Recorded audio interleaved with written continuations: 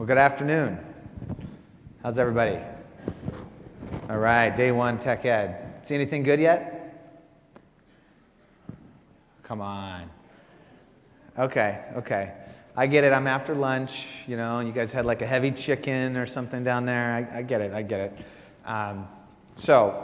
Let me introduce myself. My name's Aaron Kelly, and I lead the product management team for Office 365. In this session, this is a jam-packed session, 75 minutes. I'm going to go over a bunch of stuff. But I also wanted to let you know that, of course, these slides will be available, so don't feel like you have to furiously take notes or take pictures of what you see in this session. Quick question, though, before I get started. How many people today have a beta account for Office 365? All right. Okay, great. So you guys are going to be familiar with a lot of this. This was terrific. So let me go ahead and dive in. So first off, I just want to kick off and talk briefly about our cloud strategy, talk a little bit about where we're going, give you an overview of Office 365, but based on the hands that came up, I think there's probably a lot of people who are familiar with it, so we can go through that pretty quickly. I'll talk a little bit about what's new as compared to BPOS, so you can get a sense of what's kind of new from a feature perspective. Then I'll go through some slides to just give you a sense of what's different between the server and the service. I know that's a question I get a lot. What are the differences between what you can do on premises versus in the cloud? So we can talk a little bit about that. And then we're going to jump into a demo. We've got a pretty rich demo. We'll look at end user experience. We'll look at some of the IT Pro controls. And then talk a little bit more about some of the controls, talk about identity. I know that's a big question I get a lot, is around identity, and talk about some of the scenarios there, and then give you a sense of where to learn more. There's a lot of additional sessions at TechEd that are covering the various elements of Office 365. We've got a lot of documentation that's now available, so there's a lot of places where you can learn, and this is kind of a session that captures it all end to end.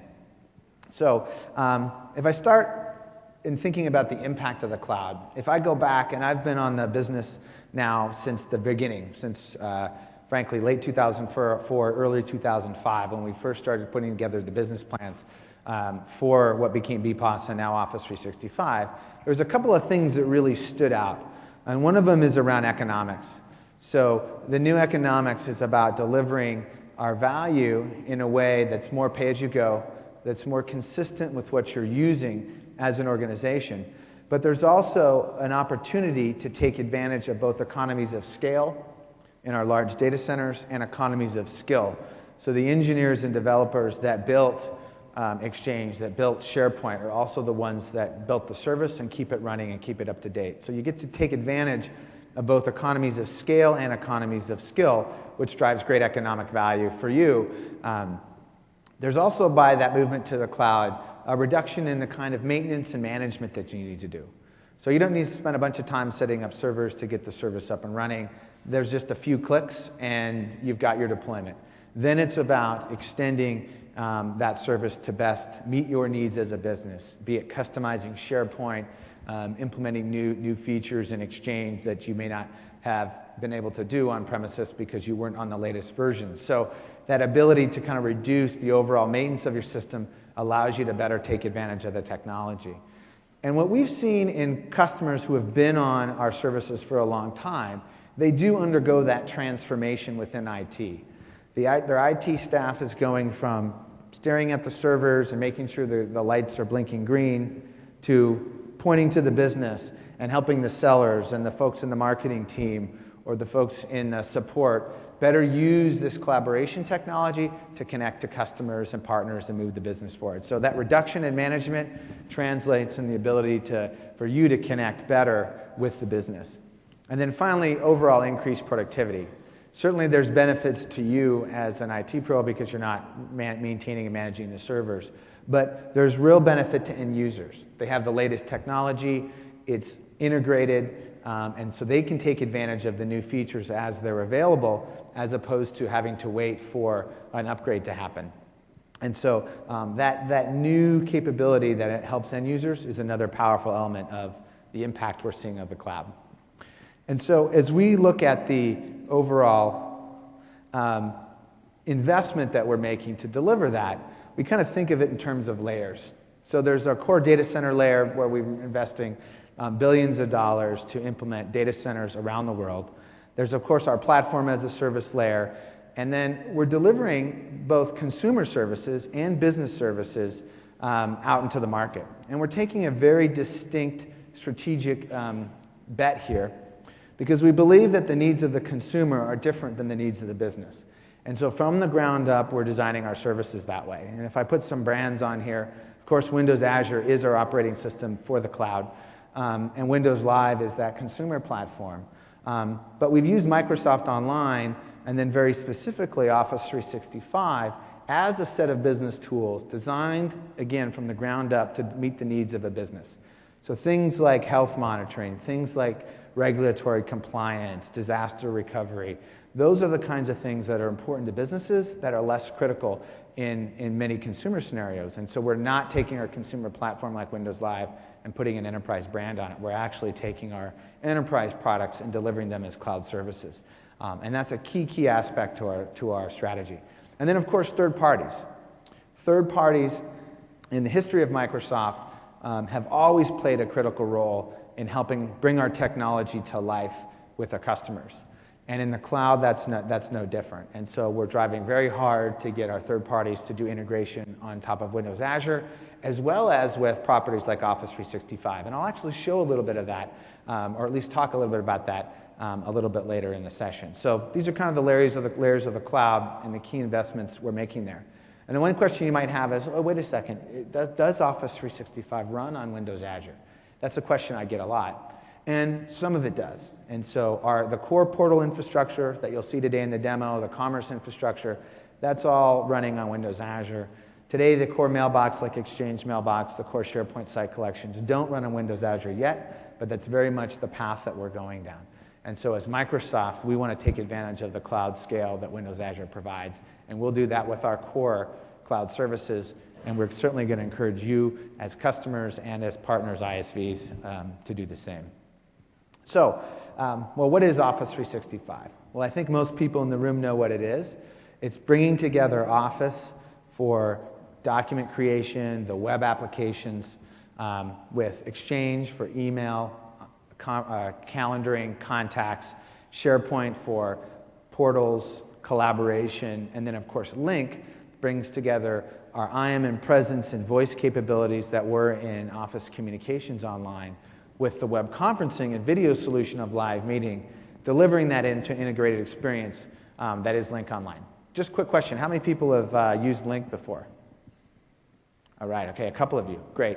So Lync, I think of Lync as kind of the sizzle in Office 365. It is very, very cool, and we'll do a demonstration of that today. It really starts to bring to life this real-time collaboration that can extend from an IM chat to voice to video very, very, very quickly. So that is Office 365, bringing all these technologies together in an integrated service, and once you're on Office 365, you're able to keep up to date with the latest technologies across the stack. So the value prop, first and foremost, it starts with the productivity experience.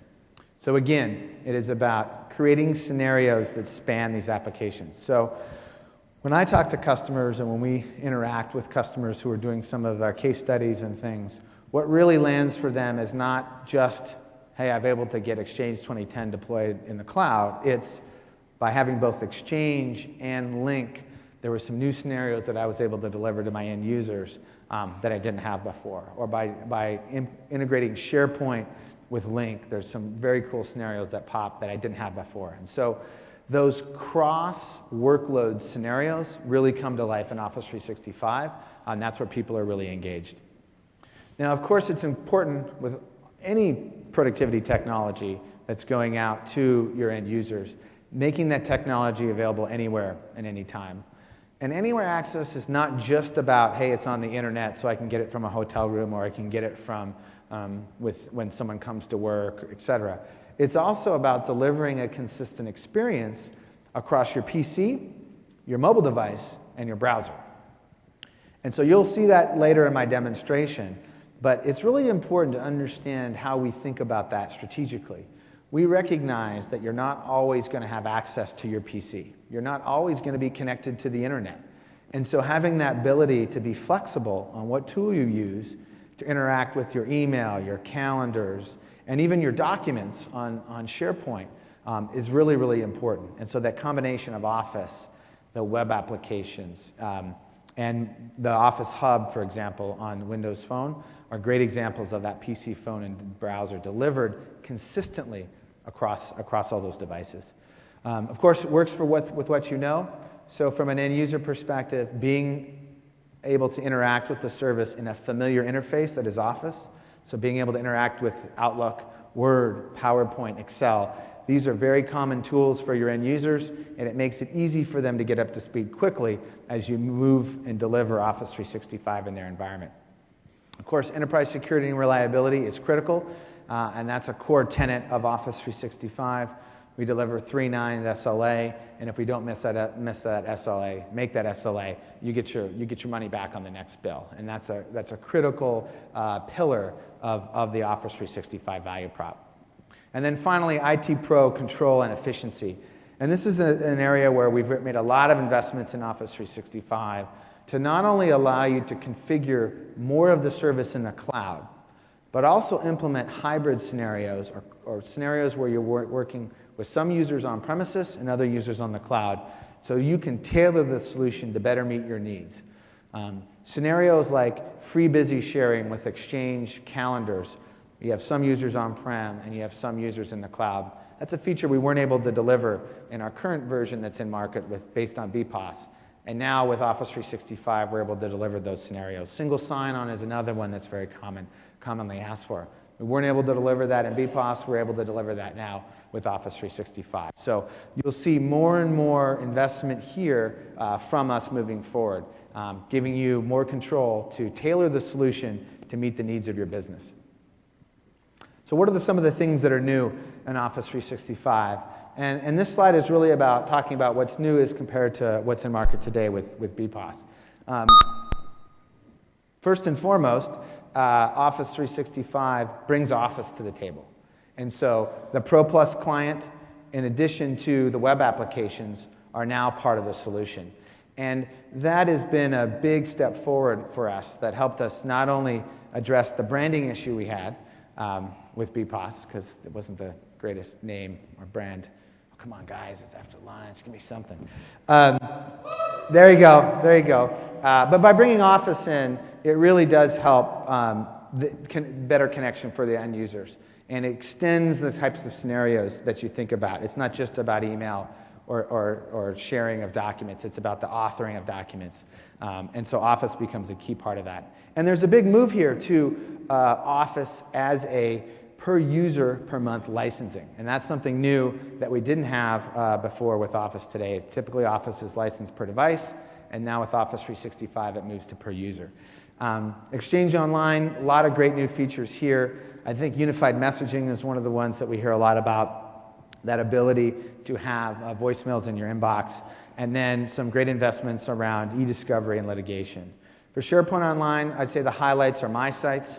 A lot of customers are using that as a way of delivering a Facebook within the enterprise. So each employee creates a My Site page. It's searchable.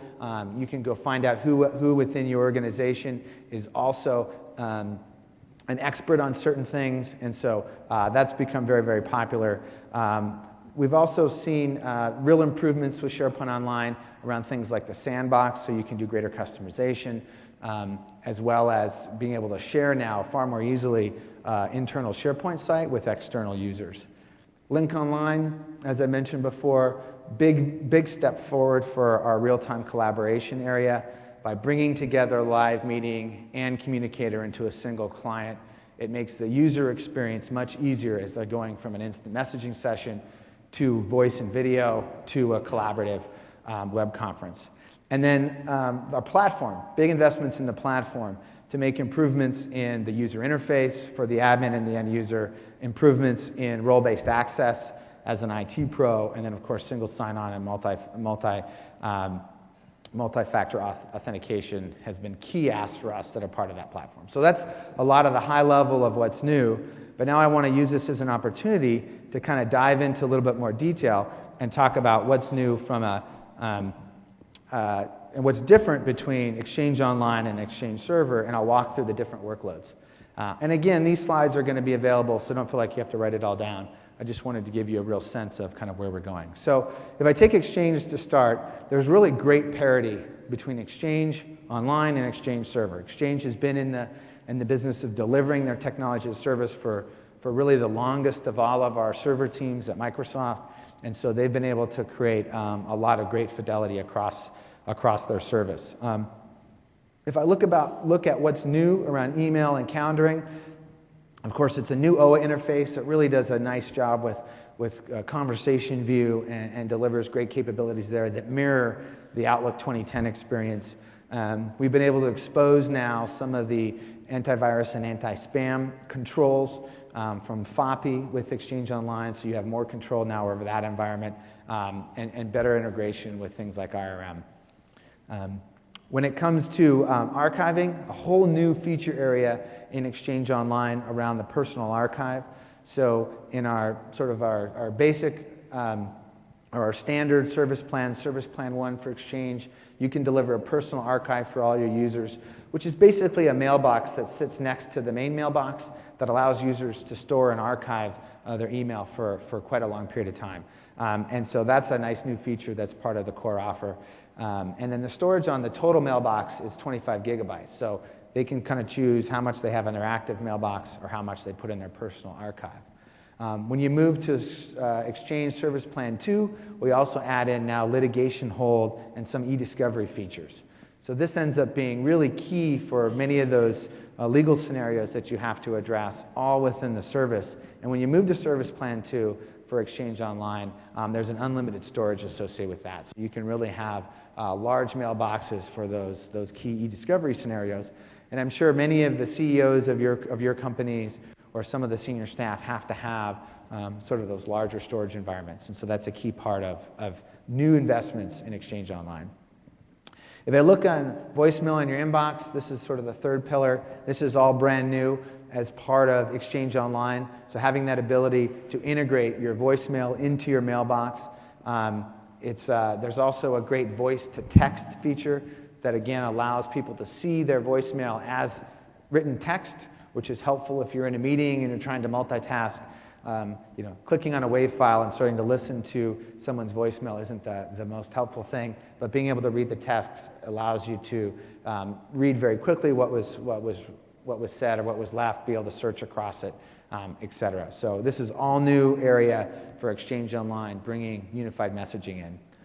And then finally, around mobile devices, continue to have great support here for ActiveSync devices, for iPhones, Android devices, etc. We've announced the partnership with Nokia as part of that, and of course the Windows Phone. And what I'm also very excited about is to talk about our partnership with RIM and our BlackBerry service. And so this is still in early development, but we're going to be able to provide with RIM a BES service that integrates with Exchange Online. And so what I'm showing you here is a screenshot of the admin center, and you can see where the hosted BlackBerry service from RIM would be available, and you can actually go to it and manage it directly from the admin center. When you go manage it, you're able to land into the BlackBerry management console, and so you can manage that BlackBerry Business Cloud services. So we're very excited about this partnership with RIM because it's kind of a win-win-win. It's a win for Microsoft in that now we're going to be able to deliver a much better BES service because it's coming from RIM,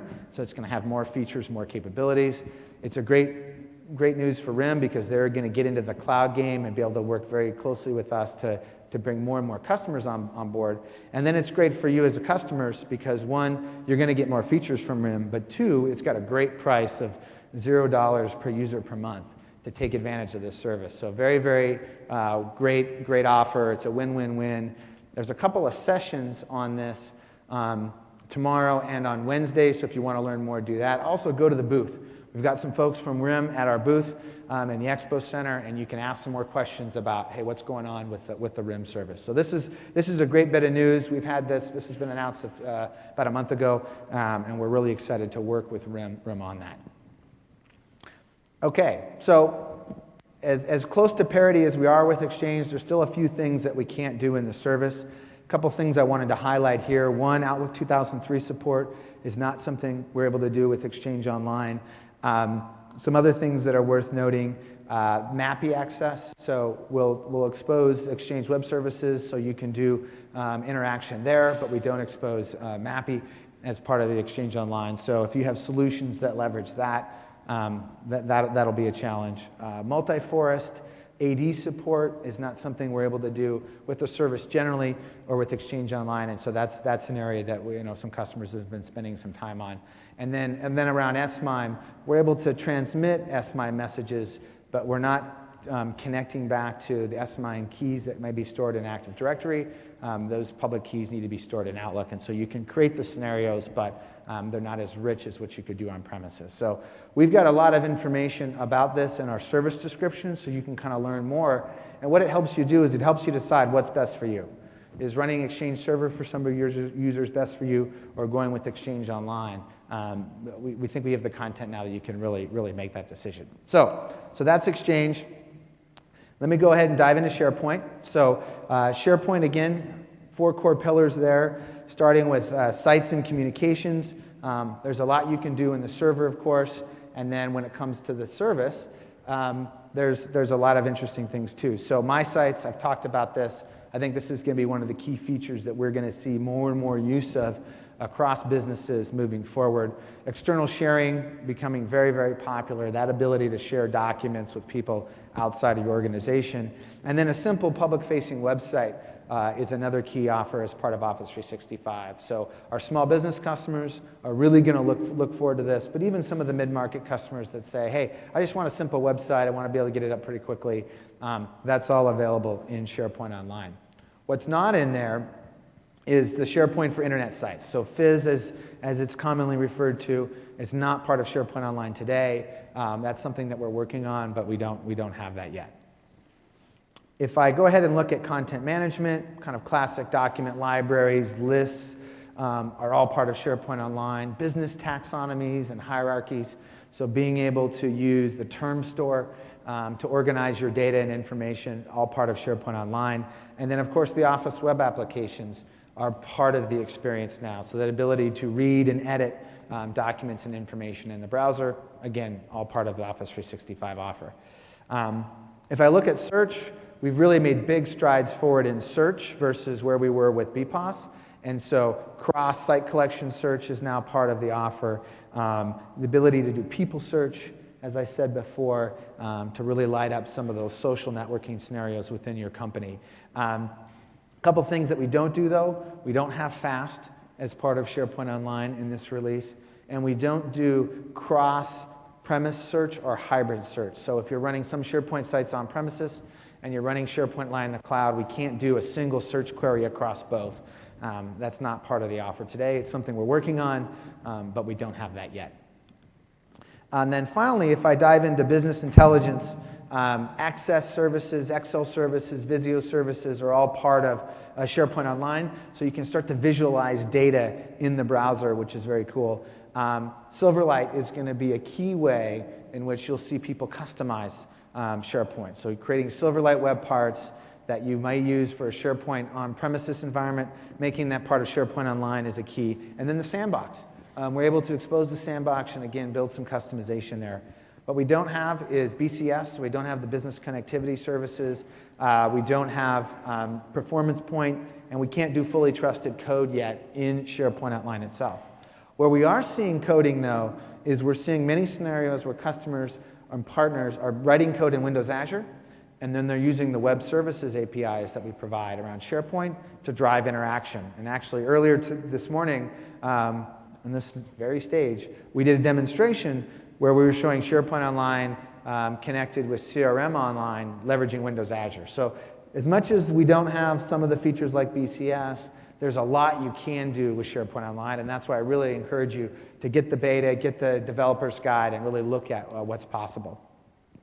As I mentioned, I think I've kind of covered at least some of the big ones on here, things that are not available. SharePoint for internet sites, as I mentioned.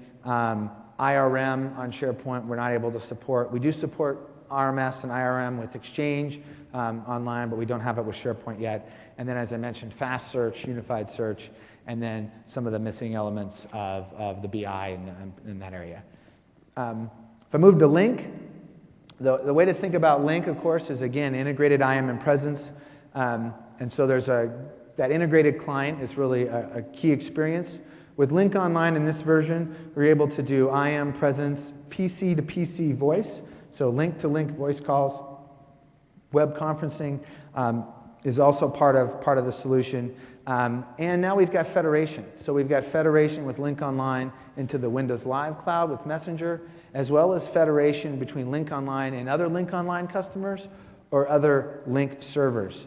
So that's a great way now to extend IM and presence outside of your organization and connect to other customers that are using either Windows Live or another Lync solution.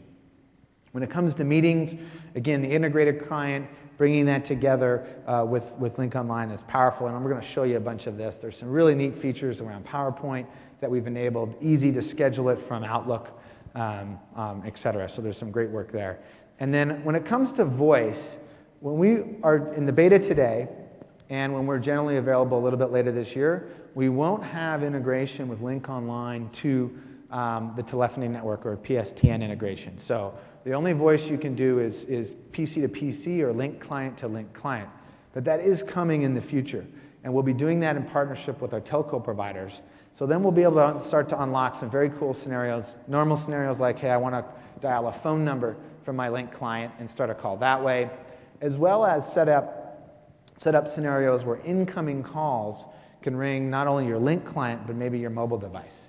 And so if you think about a road warrior that's out on the road a lot, and they have their mobile device as their primary device, having that also ring their Lync client when they're in poor cell coverage but good internet coverage is some very interesting scenarios that we'll start to unlock around voice and Lync Online. But that's going to come at a later date beyond GA. And then if we think about enterprise voice or really a PBX replacement type scenario with Lync, we don't have that today in the service.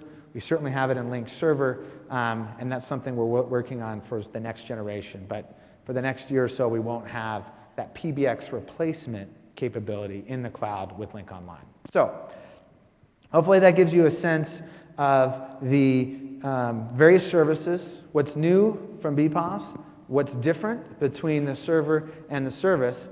And now what I want to go ahead and do is let's do some demos. Let's go check this all out. So, gotta log in here. Okay, so first off, what I want to do is I want to start in Outlook, because that's where most people start their day. And what you see here is Outlook 2010. And there's a couple of neat things that we've implemented here. One of them was we've got sort of the social connector implemented. So anyone who's on the to line of an email, you can pull pictures that are stored on their My Site or within your directory repository. So you can really start to bring a richness to even some simple things like email to see who's online or who's part of a thread. Again, it's pretty familiar Outlook. It's got the ribbon and all those things. In this case, what's often typical is a thread that's going on and on and on and on. And what I want to do here is I basically want to jump from this thread into a meeting. So I simply click up here to create a meeting. I can look and see who's on. And one of the first things that pops is Mail Tips. So Mail Tips is a great feature that's part of Exchange 2010 when used with Outlook 2010. And what it shows me is that Amy is actually going to be out of the office. So that helps me think about when my meeting's going to be or who's going to be part of the meeting. I want to go ahead and make this an online meeting, so I just click there, and now I've got that Lync integration right into that email. So it added all that information that I need for joining the online meeting. There's a phone number if I'm not available to dial in, as well as clicking a link. So I can go ahead and send that out in order to create a meeting with that group. Okay? So because I sent the meeting for about 10 minutes from now, it was able to pop here in my reminder, and I can go ahead and join that meeting directly online. So I'm going to join this meeting online, and I see there's Tomas, who's a part of this session. And I can start with a chat, I can start by chatting with him and saying, hey, let's go look at the there it is. If I could type. I can start with a chat. We could also do a voice call because this is voice. So I'll say, hey, Tomas, are you there? I am. How's it going? Excellent, excellent. So I can chat with Tomas. He's actually added a PowerPoint slide because my company is Fabricam Furniture, very famous name, as I'm sure you're familiar from many, many Microsoft demos. And so we're getting ready to do a sales pitch to, who would you think? Contoso Hotels? Yeah. Okay, so Fabricam Furniture, we're going to sell some beds and furniture to Contoso Hotels, and so we wanted to look at the sales pitch. And so we've got chat here, we can do video, I can do my video here, and you can see me from the laptop. There's Tomas, and then Tomas, you can start his video. You don't want to see me, so I'll pause that. And so Tomas can go ahead and start his video, and then we can do a video session as well as voice and chat. So Tomas you got video going there, Tomas? Well, I thought I did. Okay. You can fire that up again. But let's go on to the PowerPoint slide where that video comes up. So as you can see here, it's pretty typical. Tomas is going through the presentation. But one of the things that's very cool about Link Online is I can actually click over to the thumbnail, and I can look ahead and see what's coming. So as I click ahead to a different slide, you'll notice that the background around the slide turns yellow. And what that means is it means that I've moved away from what the presenter is presenting. I can look ahead, and I can decide, one, hey, what's the punchline? I want to see where this is going. Or I can decide maybe this isn't the best use of my time to attend this meeting. So how many people of which they could move ahead when they were doing a live meeting? Okay, yeah, there's the honest people raising their hands. And so there's really a lot of great things you can do here. You can amend things, putting arrows and things as I'm going through a conversation. And then I can always return right back to the presenter's view to see exactly where they're at in the presentation so I can follow along. So going from IM to a voice call to video, which you were able to see my video come up, is all part of what the Link client is all about. And so again, this is all available in the service with Link Online. So we spent some time, we've collaborated on the PowerPoint slide. Now let me go ahead and move to a document. So this is where I want to, we're building a proposal for our famous Contoso Hotels, and I want to make sure that the document is right. So I'm going to go ahead, I'm going to look at the document, see what information is here. You can see it's a pretty rich document. We've got watermarks, we've got graphs. It's really got a lot of good information in it. And one of the things that's neat is I can go back to Backstage, and I can go find where this file is located. So I clicked on that, and that's taken me now directly into SharePoint Online. So now I'm in SharePoint Online, and I'm able to see my document library. And here again, we've implemented with SharePoint 2010 and with SharePoint Online, we've implemented the ribbon. So you can see very familiar controls. I can go to the library here. There's a lot of things I can do. I could even sync this down to a SharePoint workspace and bring this document library with me while I'm offline. I can make changes offline while I'm on a plane or don't have access to the internet, and those changes would sync back up using SharePoint workspace. While I'm in the site collection, there's other things I can do. I can create a new site. So if I go here, I can see the site library, and this allows me to create new site collections. And so team sites, workspaces, blogs, etc., are all accessible very easily through this wizard. And the thing that's neat about this, again, if you think about the changes that we're seeing in our environment, where new scenarios like blogs and wikis are becoming more and more popular, being able to create those very, very quickly with a few clicks, very, very powerful to bring into your business. There's more things I can do on the site collection. For example, here I can go to site settings, and I can have access to really a broad set of controls around the site collection from SharePoint.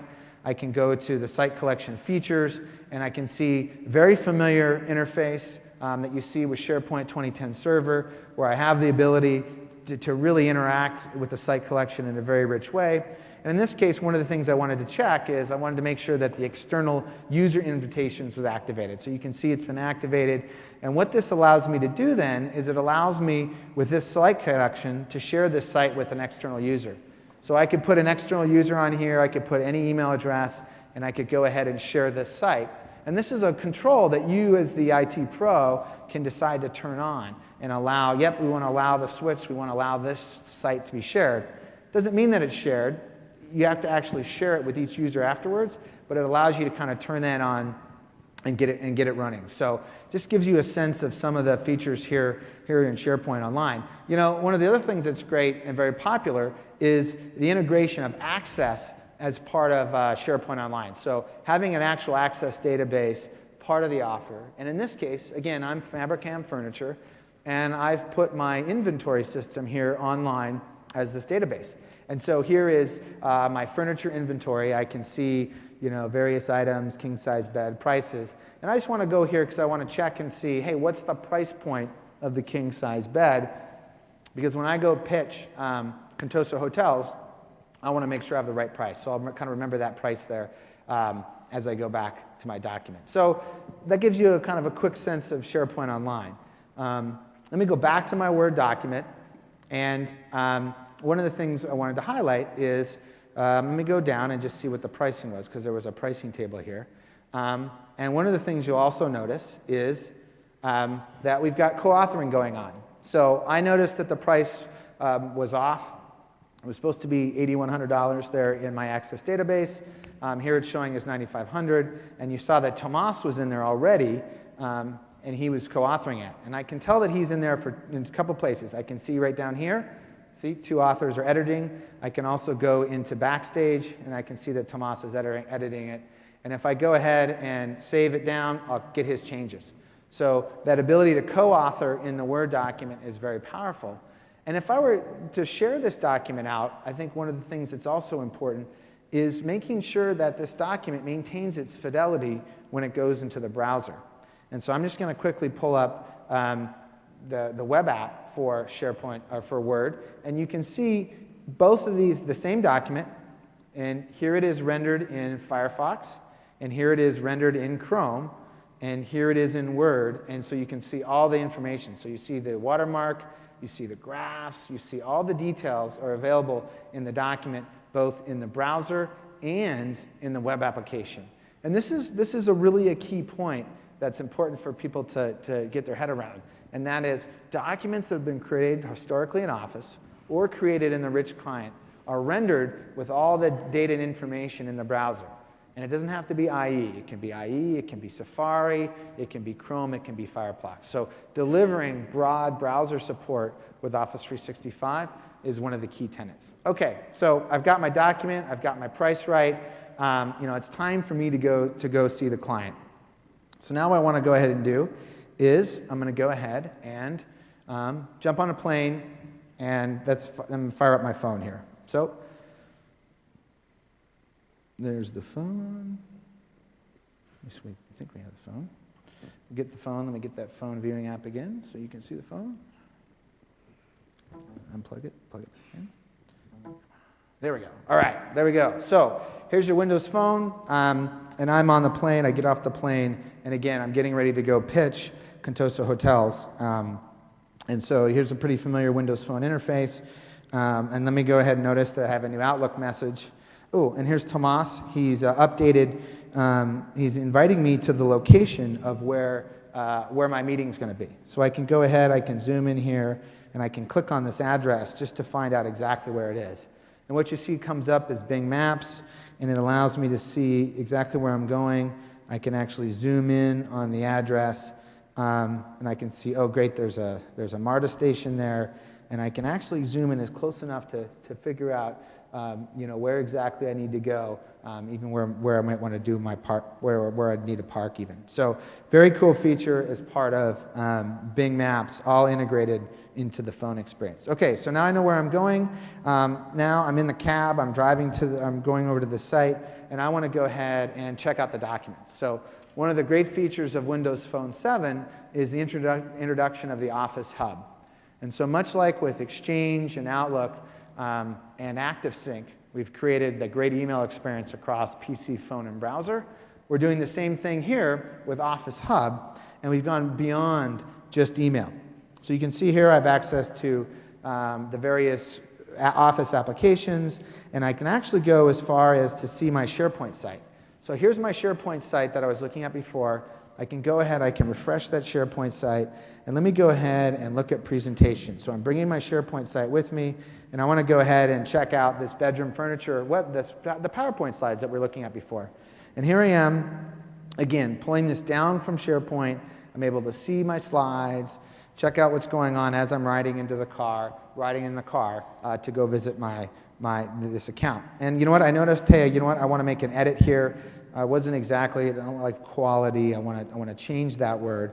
And so I can go ahead, I can open up the PowerPoint editor. I can go ahead and make a quick edit here and say qualities, and then I can check that in. And what's nice about this, again, is here I am, I'm remote, I'm on the phone, and I'm going ahead and I'm updating this PowerPoint document. And I'm saving it back up to my SharePoint site. So as I make a change from the mobile device, everyone in my organization can see that change as it's available on SharePoint. So let me go back to Office Hub, and I'm going to go have my meeting. I have a really successful meeting because I changed, a few letters on the slides, so it's very successful. And let me go ahead and, come on, okay. Let me go ahead and take some notes. This is a great meeting with not netting. Great meeting, and I want to go ahead and capture the moment. So let me add a picture. And now this is where I need you guys to help out here. Give me some cheers or stand up, do something silly. Okay, so we got the picture. Let me go ahead and accept the picture on my OneNote, and then I'm going to go ahead and synchronize this back up. So again, I did it with PowerPoint. You saw bringing the document down and changing it. Now I'm going to go ahead and sync this up to my OneNote. So while that's doing, let me come back here to my site, and here I am on my SharePoint site. Again, you can see shared documents, you can see the information. I have, of course, my client meetings, I have the sales pitch. Let me go ahead and open this up, and voila. So there you go.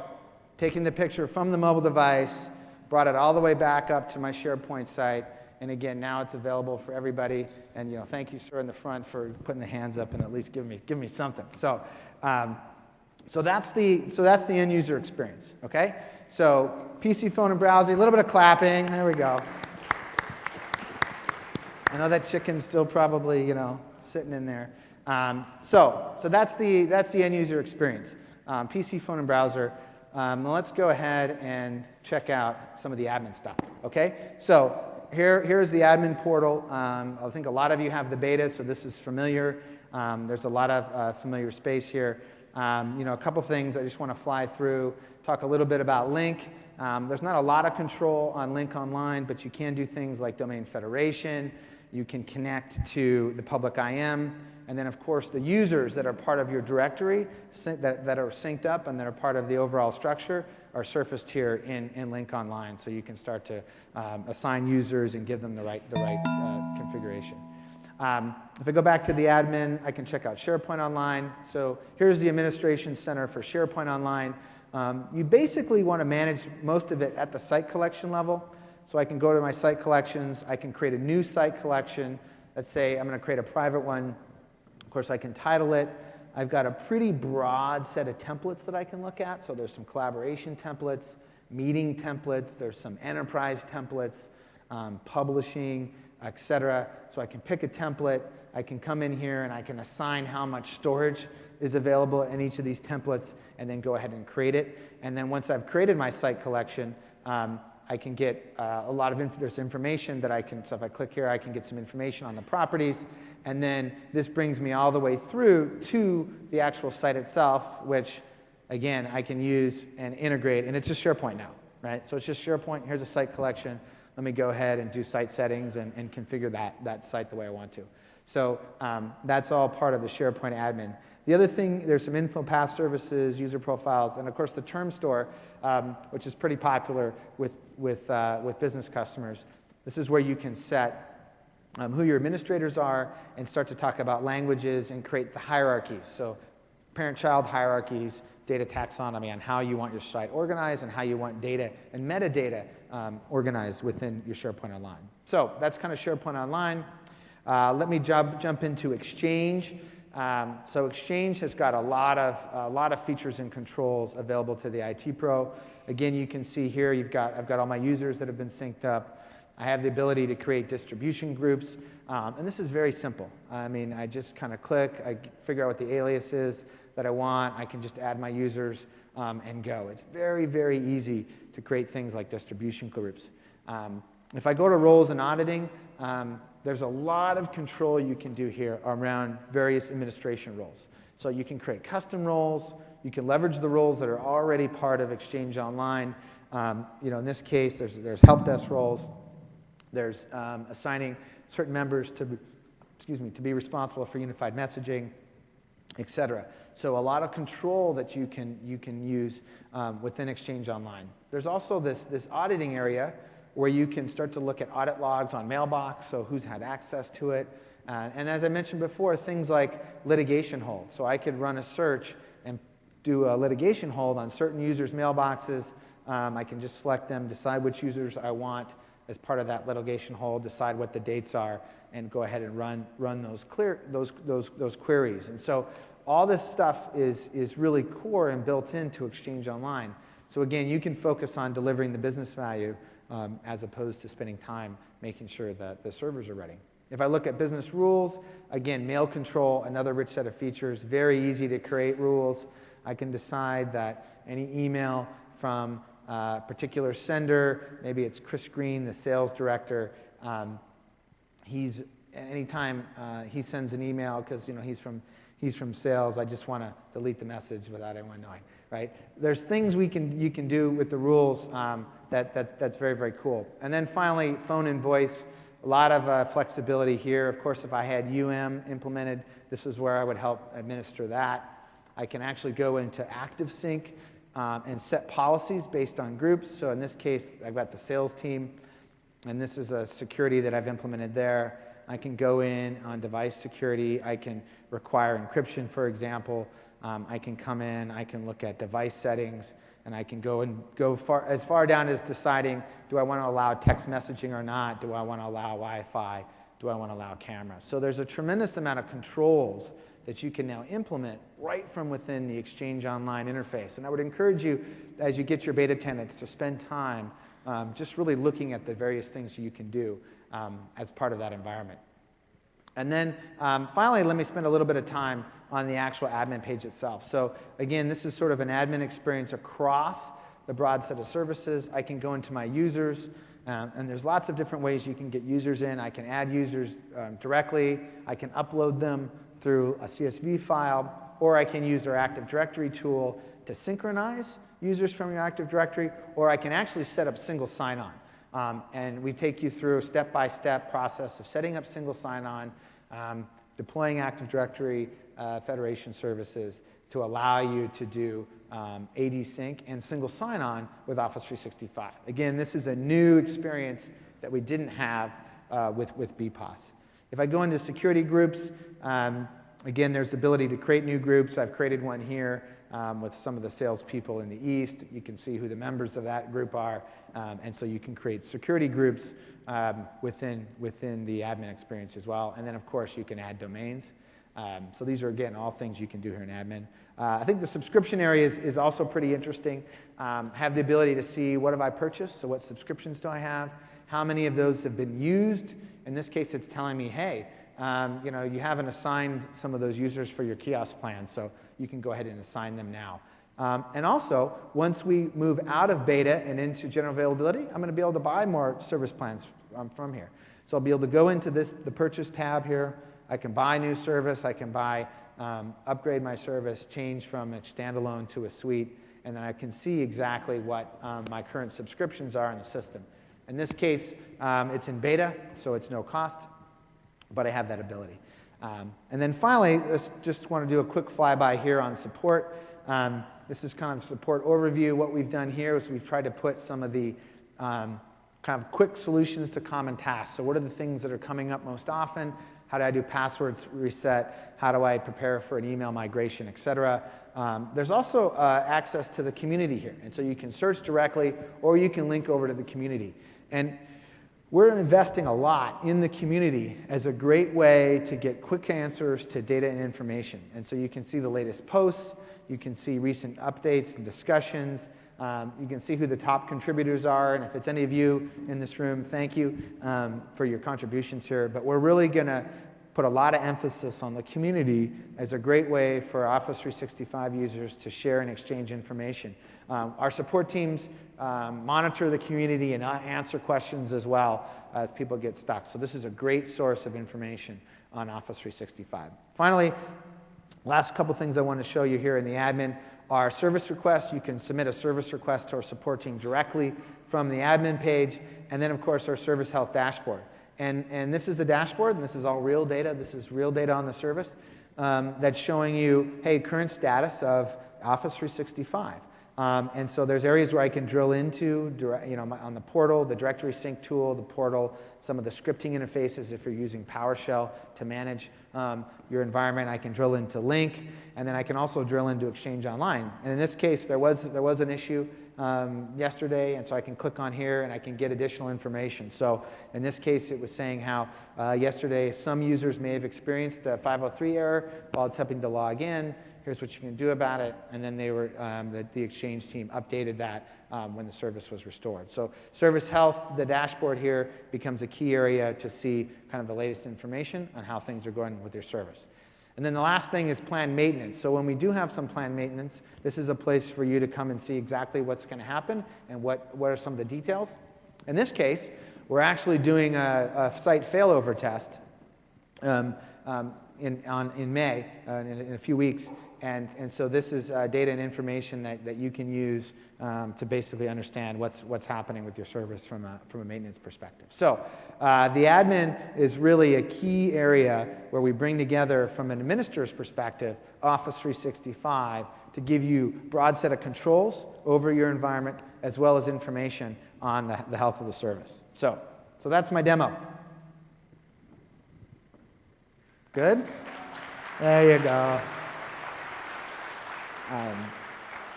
Yeah, it's just really exciting as I think about that end user experience and making those connections across the PC, phone, and browser.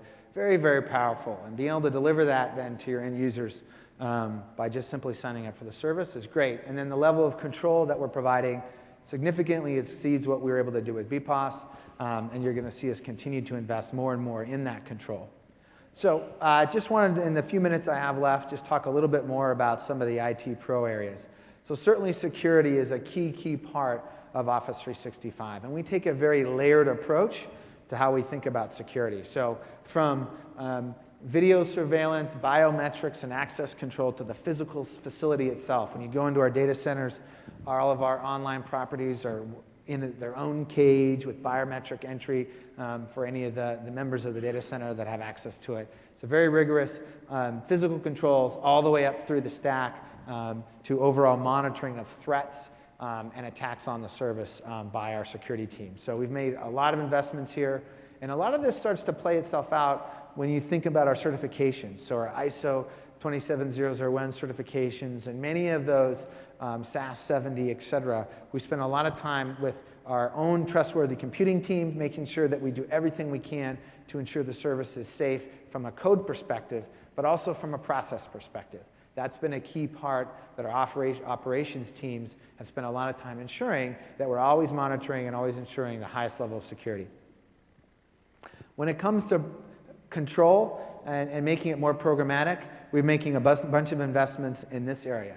I showed you a little bit of some of the service-specific controls that are available, and as you saw, Exchange really has a lot of surface area where you can start to take advantage and control the service, including things like remote PowerShell, which you can, all that UI is scriptable using PowerShell. Of course, we're also enabling web services at the platform level. This is not something that we were able to do very well with BPOS. It gets much better with Office 365. So you can start to admin users, create users, delete users, and even in time manage your subscriptions using our web services rather than the UI. We think this is particularly valuable for larger companies that have thousands of users, and going through the UI really isn't interesting. You really want that full admin experience to be scriptable, and so that's a key area of investment. And then, of course, role-based access. I showed you the Exchange roles. I didn't get into the overall admin roles, but we've got 5 core admin roles over the whole service that allow you to decide, hey, this person in procurement is going to be the subscriptions owner, and they can control what we buy, but they don't actually administer the service. They won't get into Exchange or the sign-in clients or the single sign-on directory sync tools. They're just looking at the billing and purchasing part. So that ability to role-based access to the service is a key investment. And then finally, identity. Identity is a really important advancement that we've made with Office 365, and there's really 2 ways to think about it. The first is thinking about it as a pure cloud identity. So one way you can approach identity with Office 365 is you can say, hey, I'm going to create my new identities. Those are going to be cloud identities. There's a directory in the cloud, and I'm going to give my users a username and password so they have access to my cloud services, but it's entirely in the cloud, and it's not going to connect back to, say, a directory on premises. I can use the directory sync tool to move the users into the cloud, but that identity really is separate. And that's one approach you can take. Smaller customers that don't use AD locally will use this approach. But for many customers that are a bit larger, federated ID is the way to go. And this is where you're using ADFS on premises with Windows Server 2008, and you're using that as your authentication tool into the cloud. And so you set up federation. Now your users can single sign on to their Windows machine, and then they're federated into the cloud. And so they can take advantage of those cloud services with the same identity that you're using on premises. And so this is the way we'd recommend most people implement Office 365 who do use Active Directory locally, because it allows your users to have one identity, one password, and it just makes a lot of sense. And this was not something that we were able to do with BPOS, but it's something that we're doing with Office 365. So just as I continue on, we're seeing a lot of momentum. In the case of BPOS, we saw the number of customers quadruple over the last year. We're seeing very strong adoption of our cloud services from our education space. And so for those of you in the audience who are education customers, Live at Edu also moves to Office 365 for education. So much like BPOS is moving to Office 365 in the commercial space, Live at Edu will move to Office 365 for education. So all of our education customers can take advantage of this technology down the road. We've got a large number of partners that are taking advantage of Office 365 and learning about it so they can help you as you think about your implementation. And then the beta is out now. We're in public beta. We're in 17 languages across 38 countries. And we had more than 100,000 customers on the wait list just even a few weeks ago. We've gotten those folks through the wait list process, and now it's open for everybody else. So if you don't have a beta account yet, I would highly encourage you to get one so you can start to interact and use Office 365. So as I think about my next steps, first and foremost, what is it? Yeah, get the beta. There you go. Get the beta. Start to try it out. The best way for you to really get your head around what it is to start to try it. And I even heard comments from folks in the audience even before I was starting how when they went to set it up, they were surprised at how easy it was to get going and suddenly have all this technology at their fingertips. Explore the community. This is going to be a great source of information about what's going on with Office 365, tips and tricks that you can take advantage of. Again, we have our support engineers monitoring the forums on the beta site, as well as our MVPs. And we've made a lot of investment in our MVPs, getting them up to speed on the latest information so that you can make that available as part of the community. And then our service descriptions are available. And so you can get these and read the details. Now, they're not 100-page documents, but they're good, rich, 20-page or so documents that explain each of the services and go into detail around things like identity, around things like our security and provisioning processes. So you can learn a lot more from their service descriptions as part of around Office 365.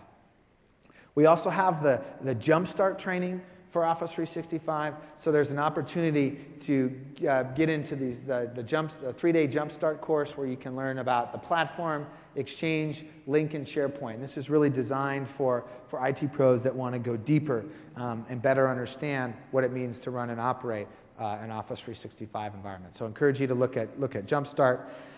And then there's a lot of sessions still at TechEd around Office 365. We have drill down sessions for SharePoint Online. I mentioned the RIM session. We have that talks about the BlackBerry service. There's Exchange drill downs. There's identity drill downs. There's directory synchronization drill downs. And so there's really a lot more information. This is just the surface here. There's a lot more information that you can go get while you're here at TechEd to better understand how do you deploy Office 365 in your environment. So I'd encourage you to look at those sessions. Some of them are in the Office and SharePoint track. Some of them are in the Exchange and Lync track. And you can see that the EXL is Exchange and Lync, and OSP is Office and SharePoint. So there's a lot more sessions there at TechEd. Of course, please fill out your evaluations. You'll be eligible to win something very cool like the Xbox and Kinect. And for those of you that don't have a Kinect yet and you have kids, that's pretty much all they do. I can speak from experience once the thing gets going. And you can win that, or you can win sippy cups. So get excited. Get excited about the sippy cups. Of course, there's a lot of information, a lot of resources available to get more. So with that, thank you very much for your time. Hopefully this was informative. Hopefully you enjoyed the demos. And please enjoy the rest of TechEd. Thanks.